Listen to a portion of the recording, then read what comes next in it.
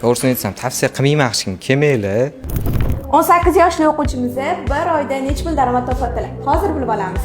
Assalomu alaykum. Meni ismim Jahongir, yoshim 18 da. Apko akademiyasida 10 oylik kursda oxirgi bosqichda o'qiyman.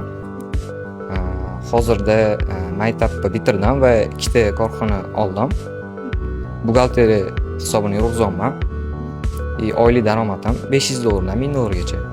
Apkoga kelishim o'zi ham qiziq bo'lgan.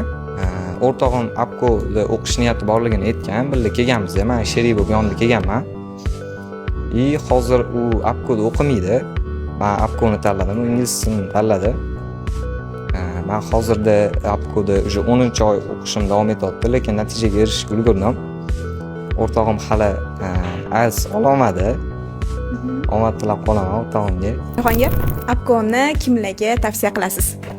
To'g'risini aytsam, tavsiya qilmayman hech kim kelmanglar. Yo'linglarni tez olib ketishinglar mumkin, yaxshi daromadga chiqib ketishinglar mumkin. Shuning uchun kelmay qo'yaveringlar. Faqat siz bo'ling. Faqat men boy bo'ling. Agar siz ham Apkoda o'qimoqchi bo'lsangiz, hoziroq pastdagi havola orqali ro'yxatdan o'ting.